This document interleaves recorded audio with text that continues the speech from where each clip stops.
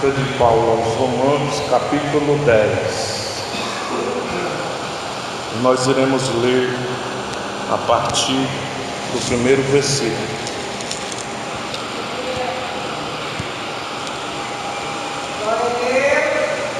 Todos acharam, amém?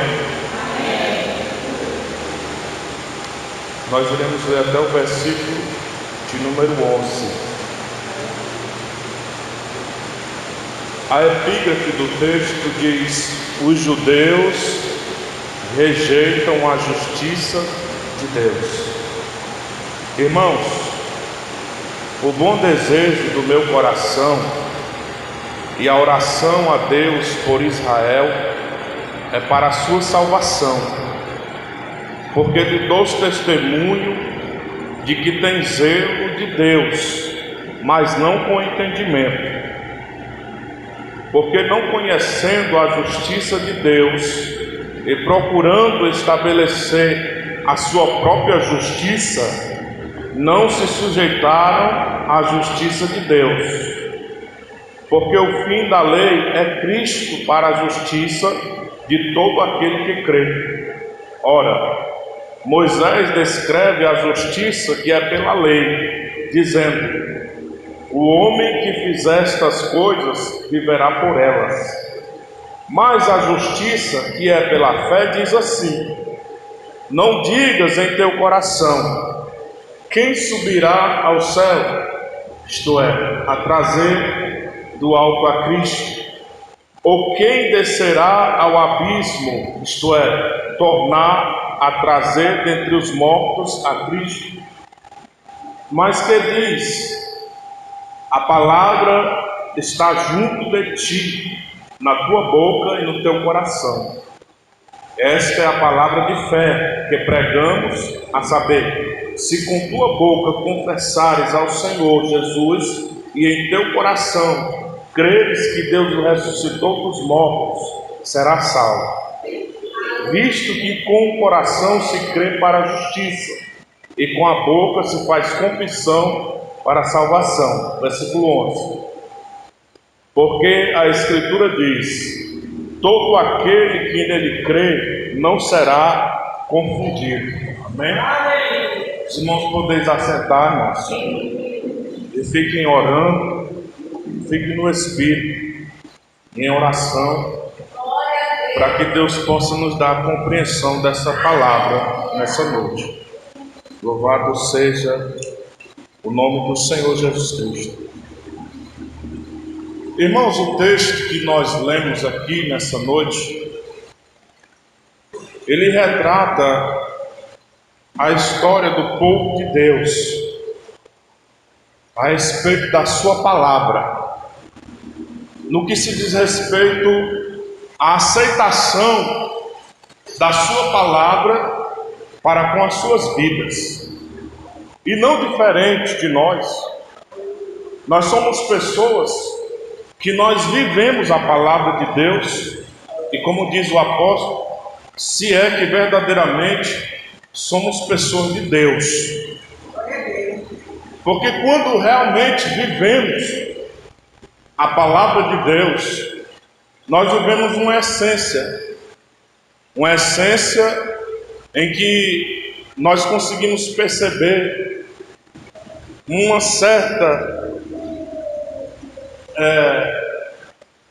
facilidade de entender a palavra de Deus e de receber na nossa vida, sendo que quando nós a recebemos, nós colocamos em prática em todo o nosso ser. Nós temos que trazer a palavra de Deus para toda a nossa vida. E a palavra aqui reflete o temor de um apóstolo chamado Paulo. Temor esse que ele tinha a respeito do povo de Deus. Quando a epígrafe do texto diz que os judeus rejeitaram a justiça de Deus, o apóstolo Paulo ele estava falando do povo de Israel. Você lembra quando Isaías escreve o livro, no seu capítulo de número 53, se não me falha a memória, do 53 ao 55, Ele diz: quem deu crédito à minha palavra? E agora, o apóstolo Paulo também, escrevendo uma das suas cartas, ele diz que eu vim para os que eram meus, e os meus não quiseram me receber. Ou seja, a partir do momento, igreja, isso aqui é muito importante, que você possa guardar isso aqui para o resto da sua vida. Porque a partir do momento que nós rejeitamos a palavra de Deus, nós estamos rejeitando o Evangelho, o sacrifício de Cristo. Nós estamos rejeitando aquilo que Cristo, Ele fez por nós, mesmo nós não merecendo. Se os irmãos perceberem, irmão, alguns capítulos antecedentes ao capítulo de número 10, se não me falha a memória, o capítulo de número 8, o apóstolo Paulo, falando aos romanos, ele diz que os romanos, eles precisavam compreender a questão de receber a fé.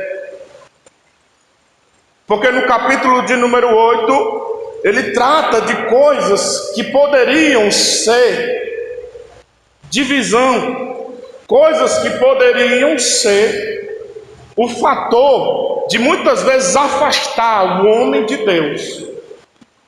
É por isso que a partir do versículo lá, 32, ele começa a dizer: o que é que pode nos separar do amor de Cristo Jesus? O que é que tem tanto poder, que faz nós sairmos da presença de Deus? É a altura, ele diz, é a profundidade, é a nudez, é a fome, é a doença, é a peste, é qualquer outra pessoa. O que é que pode nos separar do amor de Cristo Jesus? Quando o apóstolo escreve essa carta, irmão, no teor que o apóstolo escreve dizendo que o povo de Deus o rejeita, está falando de algo muito importante. Porque quando acontece isso aqui, se você estiver olhando para cá, você vai pegar. Quando um culto de doutrina, a igreja se encontra vazia, é porque as pessoas estão rejeitando a Deus. As pessoas não querem direção para as suas vidas. As pessoas não querem aprender da palavra de Deus. Se nós percebermos, irmão, o pregador, o preletor da palavra, ele não tem nada para te dar. Eu não tenho nada para te dar da minha parte. Só que a palavra de Deus desce sobre a minha vida nessa noite e faz compartilhar com a tua vida algo precioso, algo genuíno, em que as pessoas já não estão mais dando valor. Aqui a palavra de Deus fala dos judeus. Quem eram os judeus?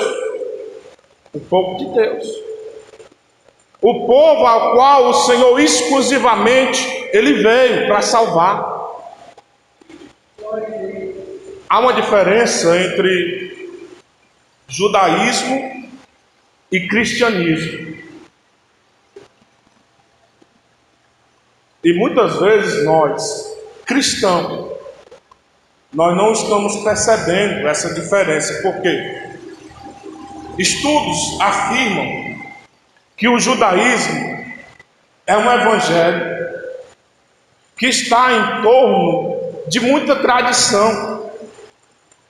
O judaísmo é um evangelho que está em torno de muito sacrifício de todo, que gera em torno de muita lei, em que os próprios judeus, na sua hipocrisia, não conseguem cumprir. O mesmo apóstolo agora escreve, irmão, uma carta dizendo que não adianta cumprir toda a lei. Não adianta ser um judeu ortodoxo, conhecedor da palavra, se não for um cumpridor da palavra de Deus.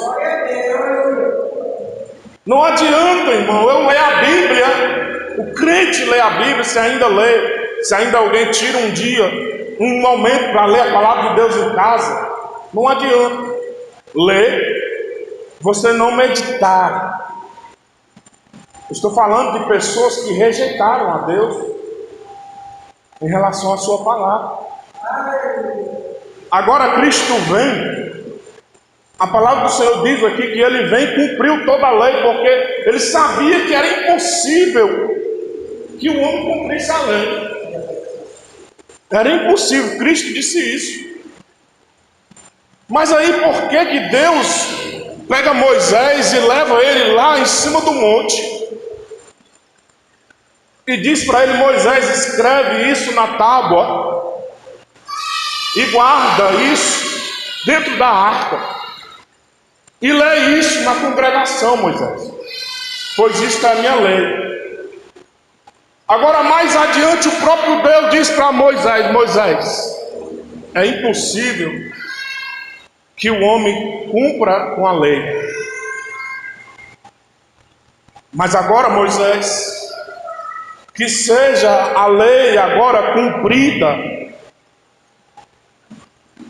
em 2 mandamentos. E quais são esses mandamentos? Que nós devemos amar a Deus sobre todas as coisas. Alguém está entendendo? Que nós possamos amar a Deus sobre todas e qualquer coisa, e o nosso próximo como a nós mesmos. Mas se nós observarmos aqui, irmão, o apóstolo Paulo ele ficou preocupado. Continue com a Bíblia aberta. No versículo de número 1, Paulo ele fala acerca de salvação. Ele diz: irmãos. Quando Paulo escreve a sua carta, e a primeira palavra que ele coloca é irmãos, ele estava falando de quem? Diga bem alto. Paulo estava falando de quem, igreja? O bom desejo do meu coração e a oração a Deus que eu faço pelo povo de Deus, versículo 1, é para a sua salvação. Paulo estava preocupado. Para onde é que aquele povo estava caminhando? Observe. Isso há 2000 anos atrás, antes de Cristo. Paulo já falava, e a palavra do Senhor já denotava a respeito do medo dos crentes se perderem. E nós estamos falando aqui, irmão, de comportamento do cristão. Esqueça o judaísmo. Os judeus ainda estão lá olhando para o muro, esperando o profeta vir, clamando, chorando, batendo cabeça no muro e pedindo um profeta. Eles vão se converter? Vão. A salvação é exclusivamente para eles. Nós somos gentios. Você já parou para pensar sobre isso, irmão? A gente nem merecia, e Cristo teve compaixão de nós. Mas eles estão lá, na sua crença, nas suas tradições, até na sua maneira de se vestir. Só, irmão, que a preocupação do apóstolo com a igreja, entenda? Agora o apóstolo estava falando de um outro povo. Era o povo de Deus, sim ou não? Mas era uma igreja que estava construída em Roma, que ele constituiu. Paulo estava falando dos gentios, a qual nós fazemos parte dessa raça. E ele estava preocupado porque se tratava-se de pessoas que tinham rejeitado a palavra, e essa é a única coisa que nos dá direito à salvação, pela palavra de Deus. A fé vem pelo ouvir, e o ouvir pela palavra. Não tem como ser salvo de outra forma. Então existe uma necessidade, que é a igreja. Se você é uma minoria que ainda ouve, não deixe, irmão, de querer ouvir. Não deixe de desejar ouvir a palavra de Deus. Não deixe. Se você puder ser um agente na vida de alguém, se você puder ser alguém que chega para outra pessoa e avisa, irmão, observa mais a palavra de Deus, honra mais a palavra de Deus, irmão. Vai para a igreja, irmão. Vai para a doutrina. Vai ouvir os preceitos e os mandamentos de Deus. A lei de Deus está lá.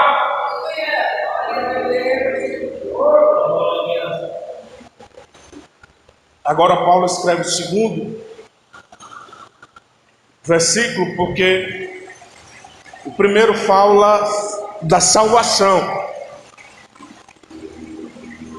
Essa palavra salvação, irmão, ela é usada muitas vezes. E o interesse da Bíblia, de Gênesis ao Apocalipse, é a salvação do povo.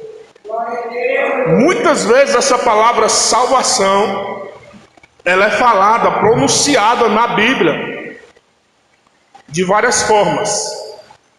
E aqui em Romano, o apóstolo Paulo, ele parece até fazer distinção dessa palavra, porque a palavra salvação e justificação são palavras que estão em um mesmo contexto. Porém, mesmo aquele que foi justificado, ainda assim, não é certeza que ele será salvo. O significado de justificação, irmão, é a transformação, é o trabalhar de Deus através de Jesus para com a nossa vida. Nós estamos falando de lei, e Cristo cumpriu toda a lei para que nós fôssemos justificados, ou seja, Ele nos tornou pessoas justas, sim ou não? Para que a gente mantesse esse contato todos os dias.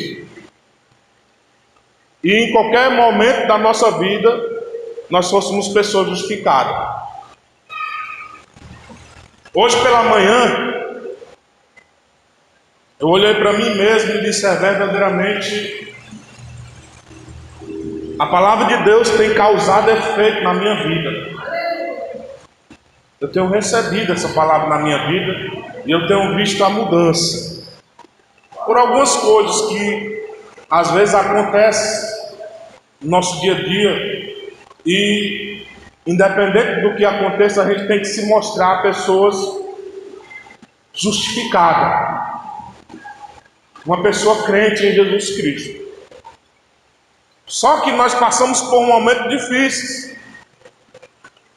Nós muitas vezes encaramos situações em que a gente tem que se sobressair. Naquele momento você precisa contar de 1 até 10. Respirar bem fundo. Porque você leva na sua vida, irmão, a identidade de Cristo. Então você tem que viver uma vida de vigilância. E Deus me mostrou que Cristo habita verdadeiramente em mim. Amém por isso. E aqui no versículo de número 2, do mesmo capítulo, ele diz assim: porque lhes dou testemunho, olha o que ele diz, de que tem zelo de Deus, mas não com entendimento. Ou seja,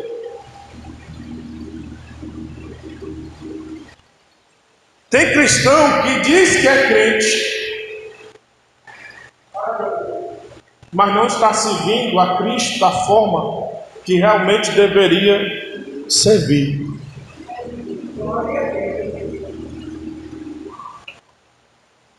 Israel tinha identidade, tinha origem. Foi o povo a qual Deus veio para salvar. Mas ele não servia a Deus como realmente deveria servir. Quando é que acontece isso? Quando a gente serve a Deus da nossa maneira. Quando a gente serve a Deus do jeito que a gente quer. Eu vou ser mais claro. Quando a gente serve a Deus no dia que a gente quer. No dia que nós não queremos, nós não servemos a Deus. Da forma que a gente quer. O tempo que a gente quer, viu, irmão? Porque tem gente que não tira 10 minutos do dia para servir a Deus. Mas está de prontidão para servir o homem, para servir o seu trabalho, para servir os seus filhos, para servir a sua casa. O que é que eu quero dizer com isso? Nós temos que colocar Deus em primeiro lugar na nossa vida, irmão.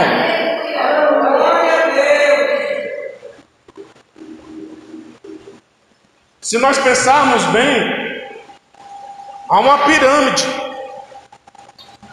uma cadeia que segue.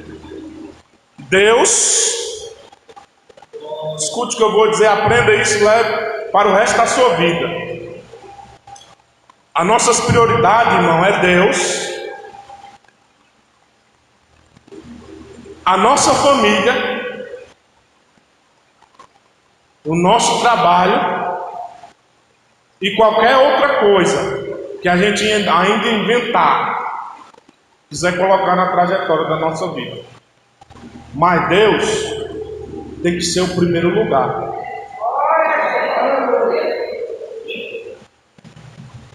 Ou você se esqueceu que Jesus, ele disse para os seus discípulos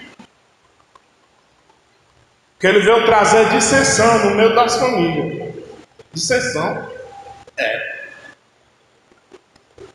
Ele disse para os seus discípulos que se o seu discípulo amasse mais a sua família do que ele, eles não eram dignos dele. Ele estava numa reunião ensinando, a sua família chegou, alguém gritou lá de fora: Jesus, a tua mãe está aqui, os teus irmãos estão aqui. Jesus olhou nos olhos daquela pessoa e disse: a minha mãe e meus irmãos. Eita glória a Deus. São aqueles que não me rejeitam, que não me trocam por outra coisa.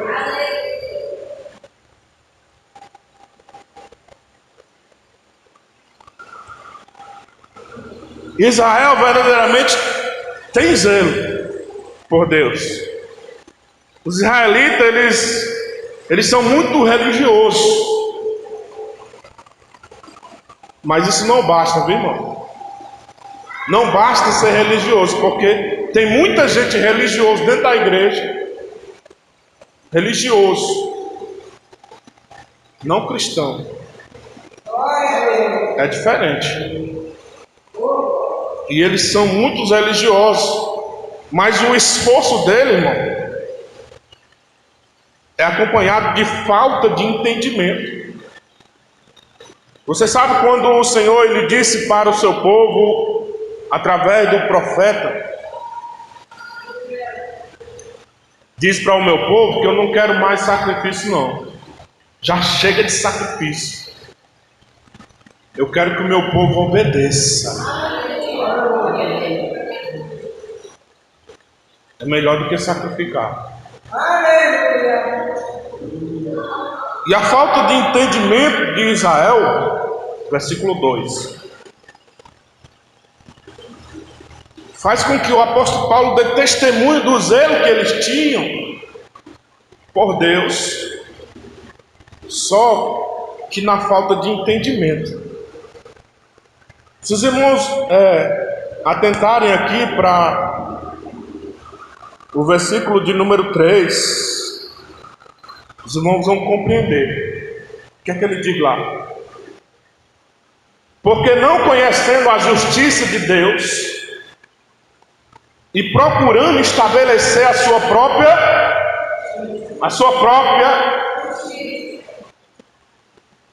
não sujeitaram a justiça de Deus.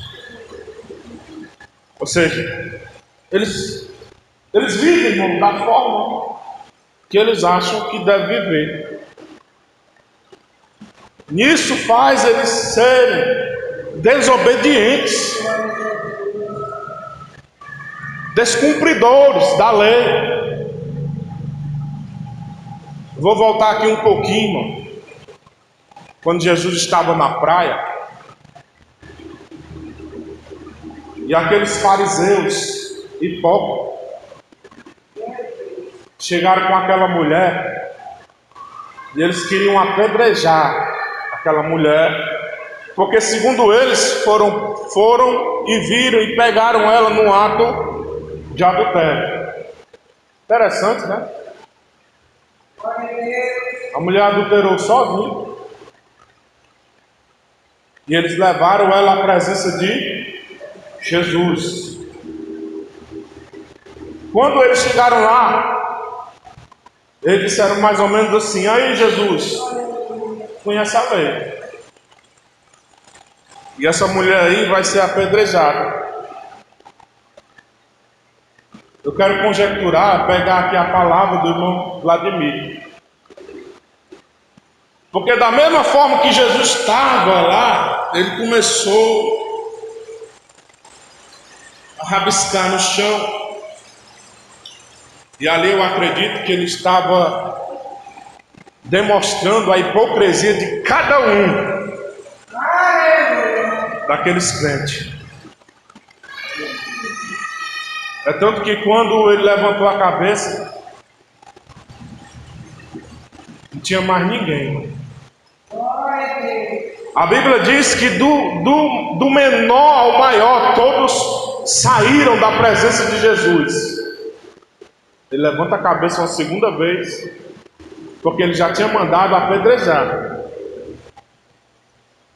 Se tu é verdadeiro, se tu é santo, começa a jogar pedra nela. Nenhum jogou. Porque todos eram descumpridores da lei do Senhor. O que é que eu aprendo com isso? Quem somos nós para querer julgar os nossos irmãos? Que autoridade a gente tem para tirar do olho do nosso irmão, quando muitas vezes o nosso olho tem uma trava? Tá bom, irmão?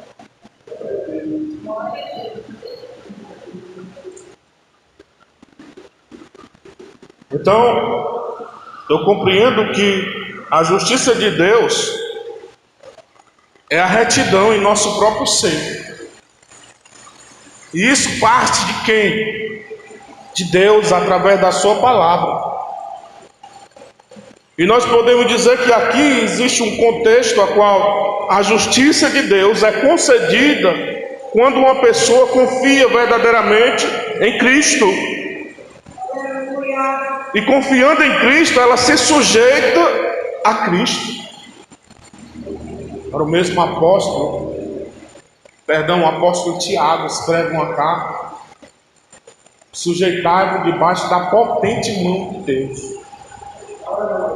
É por isso que a gente erra muitas vezes, porque a gente não observa a palavra. Tiago faz questão de dizer: sujeitai-vos. Não viva a justiça que vocês acham. Sujeitai-vos à justiça de Deus. Sujeitai-vos debaixo da potente mão de Deus, para que no momento certo Ele vos exalte.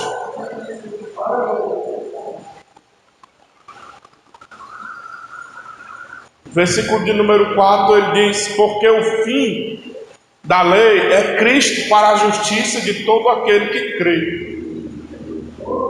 Ou seja, o fim, a colocação que ele coloca o fim pode significar o cumprimento, o término.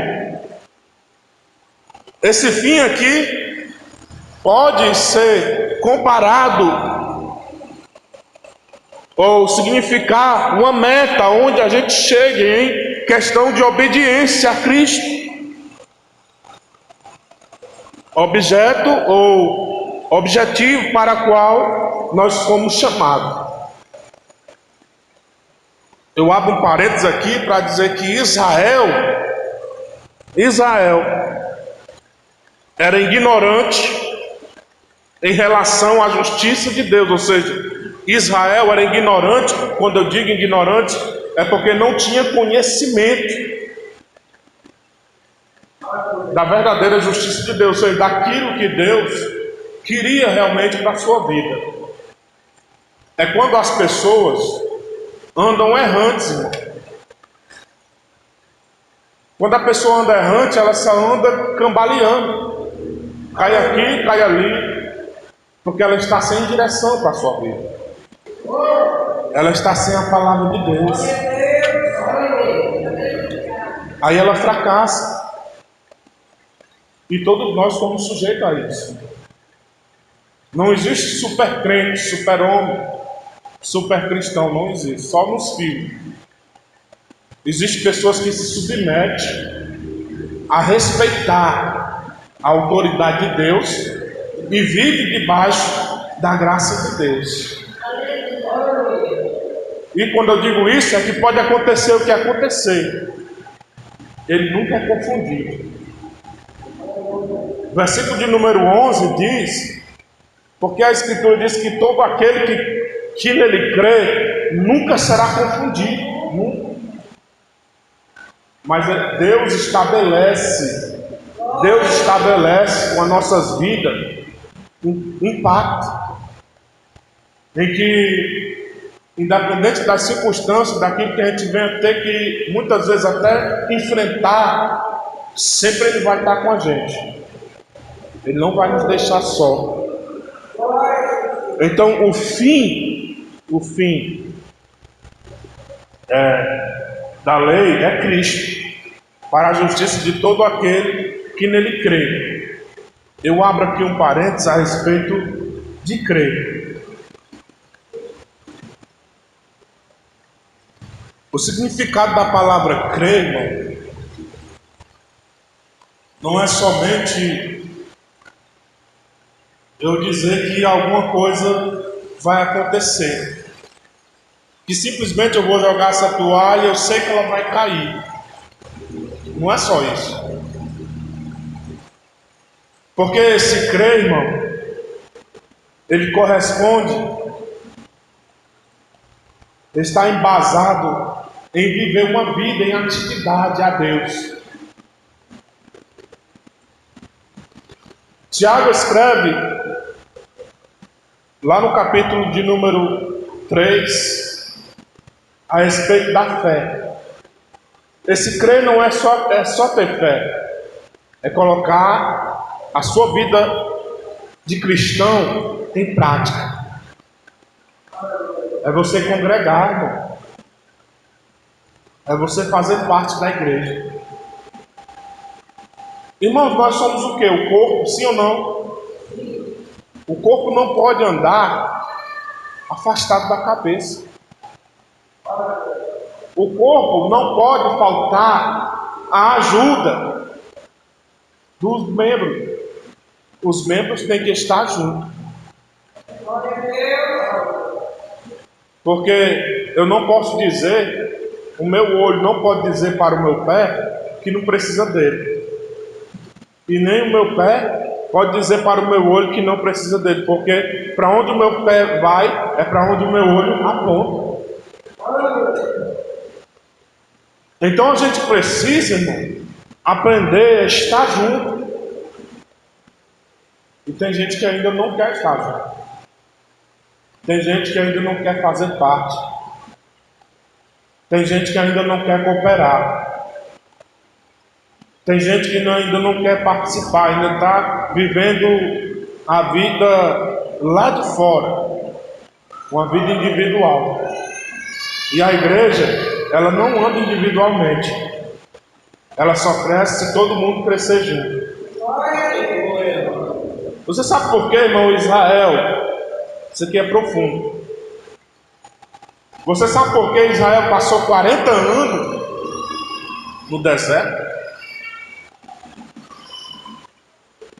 Não foi porque eles ficaram guiados pelaquela coluna de fogo e de manhã pelo nuvem de fumaça, não. Pelo contrário.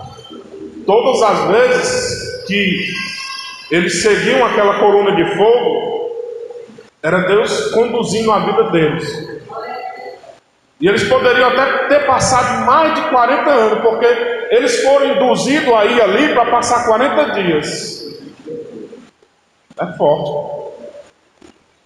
Mas eles passaram 40 anos por causa da sua desobediência.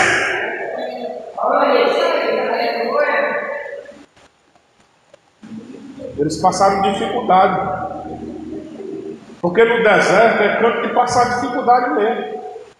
No deserto não tem água, no deserto não tem comida, no deserto não tem sombra. Vai passar dificuldade no deserto. Só que muitas vezes, isso aqui é forte, o Espírito Santo está falando com pessoas. Muitas vezes o Senhor tem conduzido a gente para o deserto, não é para morrer no deserto. É para aprender que mesmo lá no deserto, o Senhor nunca nos deixou só. Aleluia! E o povo reclamando. Irmão, você sabe o que é Deus mandar? É porque a sua Bíblia, você nunca teve uma oportunidade de pegar uma versão. Eu tenho várias Bíblias. Você nunca teve a oportunidade de pegar uma versão que diz que Deus mandou couve. Couve, sabe o que é couve? É urubu. Deus mandou o urubu trazer carne para o povo comer, irmão. Aleluia. Mas o povo preferiu ficar reclamando. Quero chamar um pouco da atenção dos irmãos, porque Deus já tinha preparado, Deus já tinha providenciado o maná no deserto para o povo comer. E aí o povo olha para Moisés e diz: Moisés, tu nos trouxe a esse lugar para nós morrer aqui. Por que tu não deixou nós morrer lá onde nós estávamos no Egito? Porque lá tinha até onde a gente se enterrar. Lá tinha cebola para a gente comer. E Deus manda comida para o povo. Agora Deus manda codorna. Eita glória a Deus. Caiu codorna do céu. Sabe por que o povo comia que saía pelo seu nariz? O povo comia que saía pelo nariz. Não era porque Deus queria trazer comida com abastança ali, não. Era para Deus mostrar aonde estava o verdadeiro erro, que era na vida das pessoas. Murmurando com a dificuldade da vida. Eu sei, irmão, é difícil. É difícil muitas vezes a gente se posicionar em uma situação. E é difícil muitas vezes a gente ter força para a gente sair, sobressair daquela situação. É difícil. Mas entenda que você vai sair não é só. Não é pelas suas forças. Você vai sair porque é o Senhor que é contigo. Aleluia. E aí, o versículo 4, ele fala desse objetivo que nós devemos manter. e não ser ignorantes a respeito da vontade de Deus e não cumprir. Mas nós temos que cumprir de uma forma, nós temos que cumprir a vontade de Deus de uma forma integral. Em tudo nós temos que obedecer. Versículo 5, a gente pode observar algo interessante, que aqui o apóstolo Paulo está falando de dois tipos de justiça: a justiça pelas obras e a justiça pela fé. Versículo 5: ora, Moisés descreve a justiça que é pela lei, pelas obras, dizendo: o homem que fizer estas coisas viverá por ela. Ou seja, se eles cumprissem a lei, eles teriam vida. Porque escute, irmão, o descumprimento da lei na época, ele gerava morte. Isso aqui é muito forte, irmão. Eu vou repetir. O descumprimento da lei na época gerava a morte das pessoas. Eu vou dar um exemplo para você. Quem se lembra aqui do sacerdote? Levanta a mão. Ninguém se lembra do sacerdote? O sacerdote, irmão, era aquele que falava pelo povo de Deus. O sacerdote era aquele que entrava no santo dos santos. Glória a Deus! Se alguém pegasse daqui, se não pegar, nunca mais pega. Porque o sacerdote entrava no santo dos santos e ele tinha que entrar bem direitinho. Porque se ele entrasse de qualquer jeito, ele morria.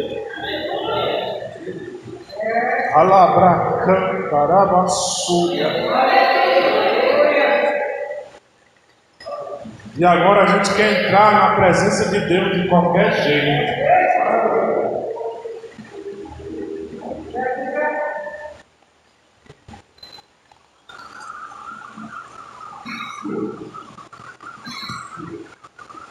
Versículo de número 9. Vamos correr. A saber que com tua boca confessares ao Senhor Jesus, e em teu coração creres que Deus o ressuscitou dos mortos, será salvo. Diga assim, isso aí é fácil. Diga, isso aí é fácil. Né? Abrir a boca, levantar a mão, até cantar, muitas vezes. Até cantar. Dizer: essa casa é tua, Jesus. Essa casa é tua. É fácil.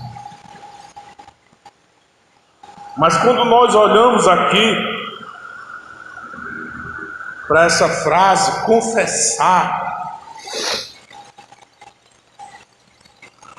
que aparece aqui nesse versículo, a gente percebe que esse crer, ele não procede só da boca. Ele confirma uma salvação com o procedimento de vida. Porque ele confessa com a boca e crê com o coração. Ele confessa com a boca para quê? Aqui no versículo diz: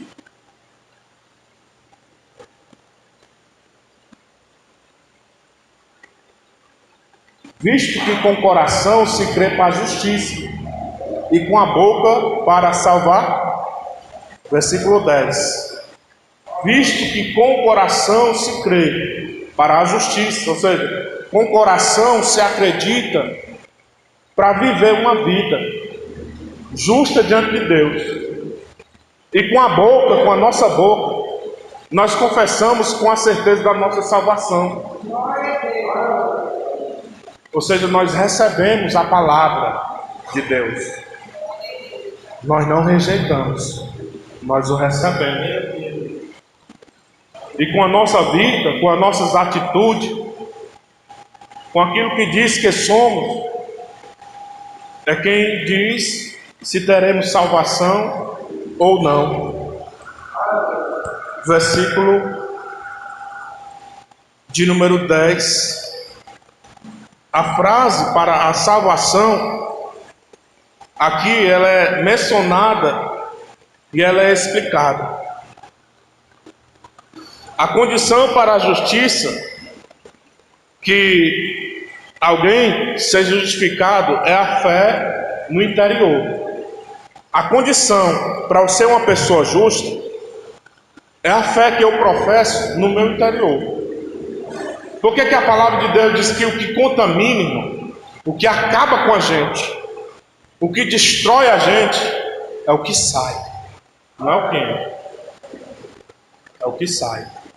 Por isso que é do interior. E é uma condição para a salvação, que significa a libertação da ira de Deus e do poder do pecado sobre a nossa vida. Amém, irmãos? Então, todo dia nós temos que atentar para observar a palavra de Deus. Muitas vezes eu disse, e eu vou continuar dizendo, e isso vai ser uma verbalização para o resto da minha vida, porque é uma coisa que eu tenho certeza. Muita gente vai perder a salvação por rejeitar a palavra de Deus. Ou seja, se Jesus voltar, será, irmão, se nós seremos salvos? Rejeitando tanto, muitas vezes, o conselho de Deus para a nossa vida, deixando de estar na casa de Deus para aprender da palavra, será que nós vamos ser salvos? Ou vamos ser considerados com aquele servo que, quando o Senhor voltou, a parábola do Senhor e do servo, irmão, é algo interessante. É Deus para com a igreja. Está lá nos evangelhos. Aquele Senhor saiu e ele deixou 5 talentos para um, 2 talentos para outro e 1 talento para um. Entenda que ele deixou porque ele sabia que cada um tinha uma capacidade diferente. E aí, quando ele volta, ele dá o seu julgamento. Ele diz que aquele que ele entregou 5, ele conseguiu fazer mais 5. Aquele que ele entregou 2, ele teve a capacidade de fazer mais 2. E aquele que ele entregou 1, ele enterrou. Ele foi um covarde. Porque nessa feita, eu quero conjecturar aqui, possivelmente ele estava, enquanto aqueles estavam granjeando, ele estava em casa, com as pernas cruzadas, e assistindo uma novela, ou fazendo qualquer outra coisa, quando ele poderia ser visto por Jesus como servo fiel. A resposta daquele servo, a resposta de Jesus para aqueles foi: vinde bendito de meu Pai, entrai para o gozo do teu Senhor. E a resposta dele para aquele servo que não valorizou, que rejeitou, que enterrou, que negligenciou, ele diz: servo, tu foste infiel. Até o que tu tinha, eu tomarei. Os irmãos compreenderam? Então, a questão, irmão, de valorizar a palavra de Deus, é coisa muito séria. Você só vai crescer, progredir, se você observar a palavra de Deus. Amém? Que Deus em Cristo vos abençoe em nome de Jesus.